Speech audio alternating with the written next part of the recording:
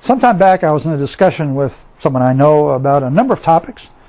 As part of that discussion, the subject of morality came up. When I asked this person, how do you define morality? They responded, morality is not doing anything that would hurt another person. You know, on the surface, that sounds like a really good definition of morality. In fact, I didn't challenge their definition because at first glance, I couldn't find anything wrong with it. I would venture to guess that many would quickly jump to that same conclusion and use that same definition.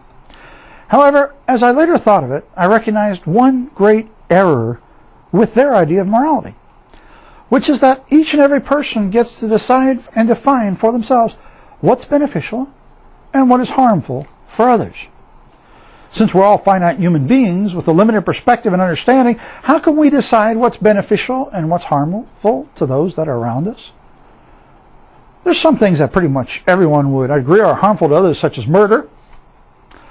But even in those cases, some religious zealot could kill another person thinking they are helping their karma or helping them get to paradise sooner.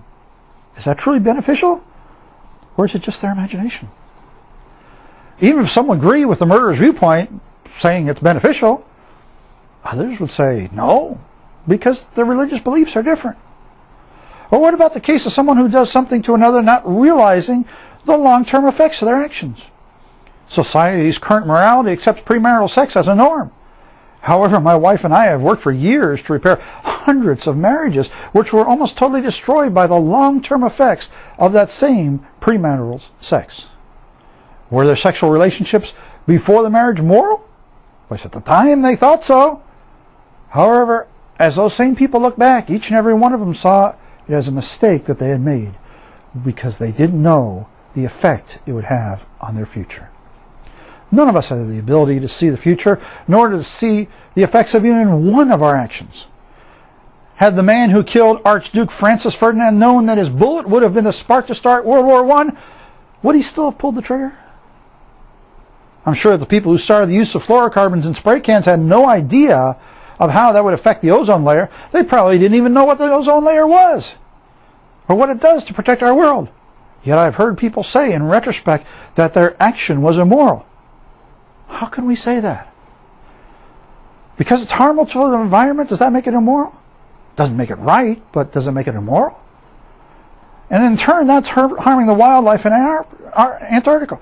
How can we really say their action was immoral when they couldn't foresee the results of their actions? Then we get into the whole sticky mess of conflicting rights and beliefs.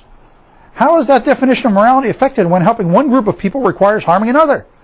Hitler was trying to create a master race of pure Aryans in Europe. To do so required millions of Jews, homosexuals, gypsies, and handicapped people. Yet he so convinced the people of the morality of his actions that the German army had Gott mit uns, which means God with us, cast into the belt buckles of their uniforms.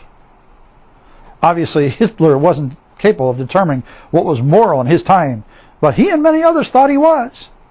What makes any of us think that we can do any better job than he did? What is usually referred to as morality really isn't morality. It's just situational ethics. It isn't based on anything more than what most people think is acceptable at that time. Well, there have been too many examples throughout history of most people being wrong for us to accept that as our standard. I think the only way we can have a true morality is to base that morality on something that transcends our current culture, our current ideology, and our current beliefs. A morality such as the morality which we find written in the Bible. You know, a lot of people look at the biblical law and see it as only a list of things not to do.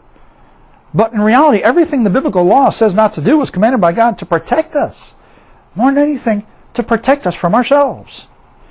If we accept the biblical law as a basis for human morality, the result would be that none of us would hurt each other.